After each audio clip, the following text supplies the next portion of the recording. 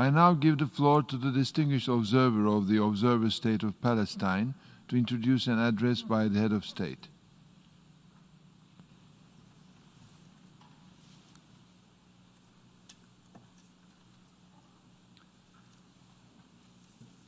معالي السيد الرئيس. Your Excellency, Mr. Volkan Bozkır, President of the General Assembly, Excellencies, ladies and gentlemen.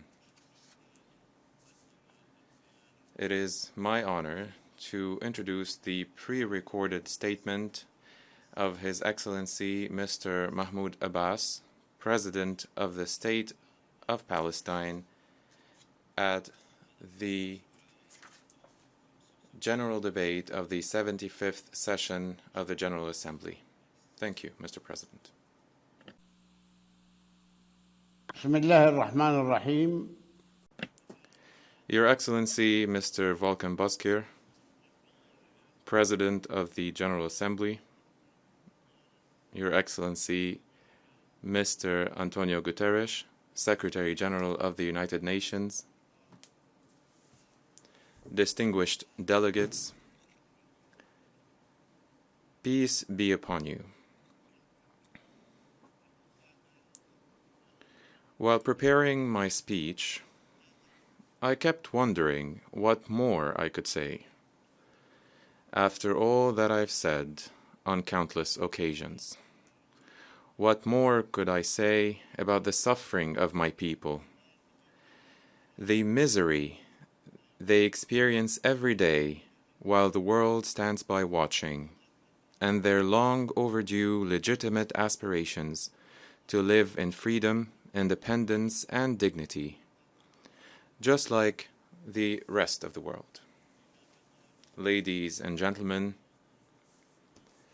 how long do we have to wait until there is a just solution to the Palestinian question, a solution guaranteed by international law?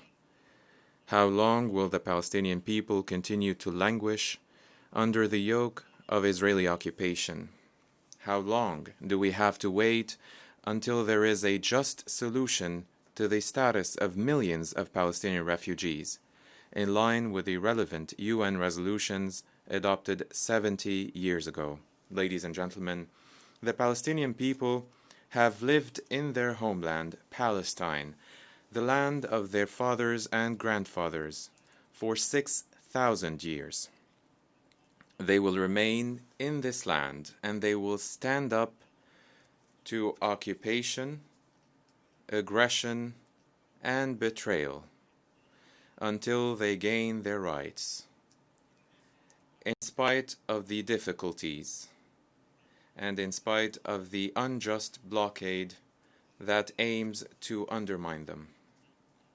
We will not bow down. We will not surrender. We will not compromise, and we shall triumph. Ladies and gentlemen, we have agreed to international mediation despite the historic injustice we have seen since 1917, which has left us with nothing except the territories that were occupied in 1967. However, Israel, the occupying power, with the support of the current U.S. administration, has decided to do away with such mediation in favor of the so-called deal of the century.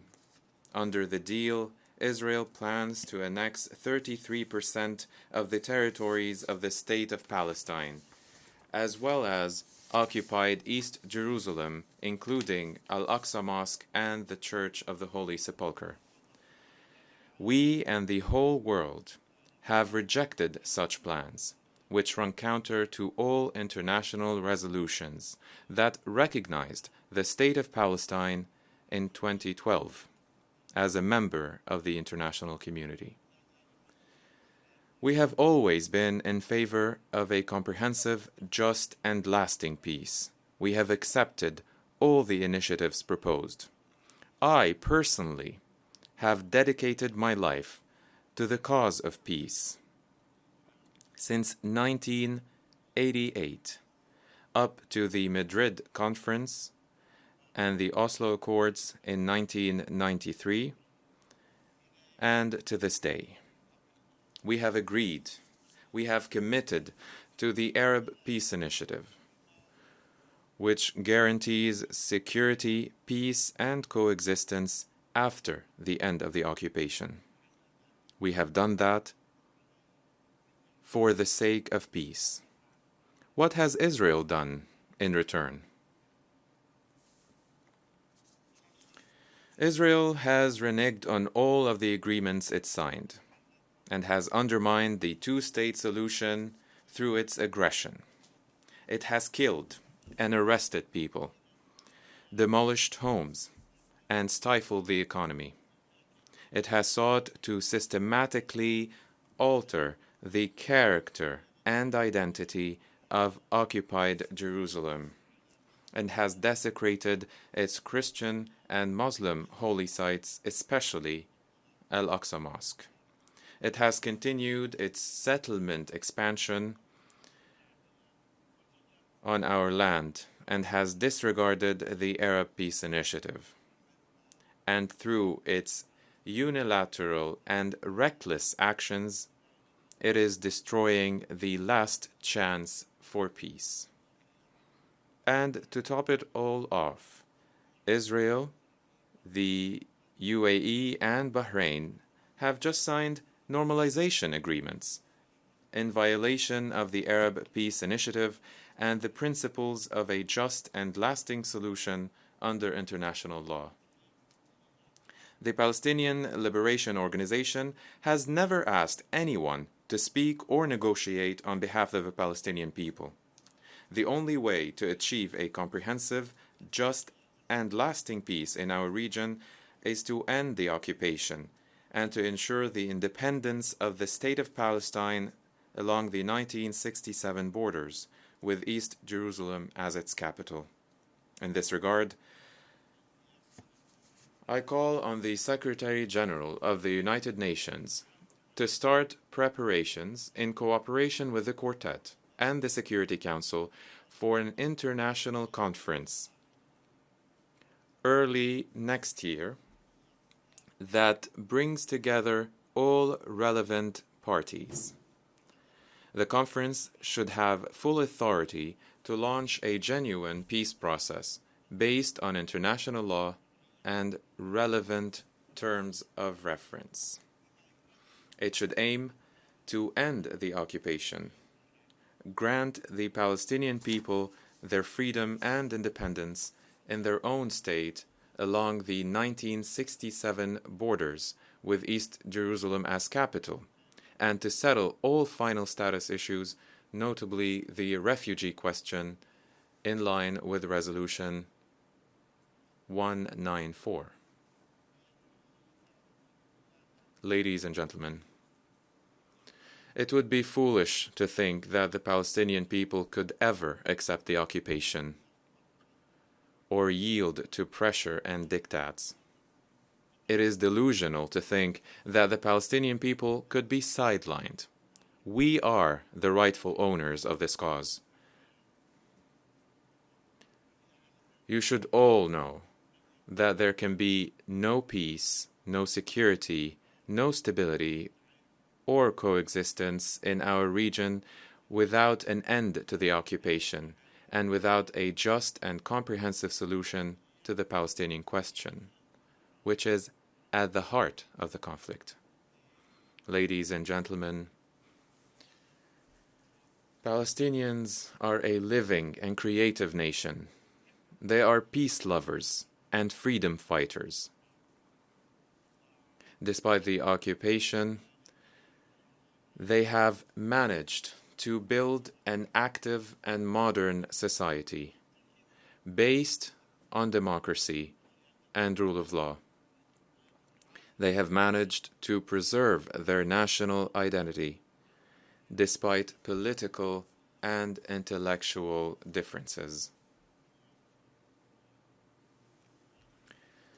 against all familiar odds, we are preparing to hold legislative and presidential elections with the full participation of all political parties.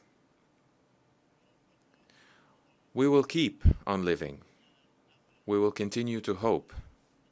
We will remain committed to our national unity and democracy in the face of all attempts to deny our existence. We will fight until we regain our rightful place among the nations, and we will exercise all our rights under international law, including our right to resist occupation. We will continue to build our state institutions on the rule of law, and we will continue to fight international terrorism as we have done for years. We will remain faithful to peace, justice, and human and national dignity, no matter the circumstances. In closing, I wish to pay tribute to the great Palestinian people fighting for their freedom and independence, to those killed and wounded and their families, to Jerusalem and its unwavering citizens, to our people in the besieged Gaza Strip and in refugee camps everywhere, and to all of those countries, nations, and organizations that have stood by us and by our rights.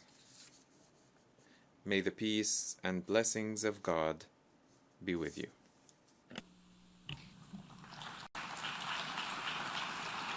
On behalf of the General Assembly, I wish to thank the President of the State of Palestine for the statement just made.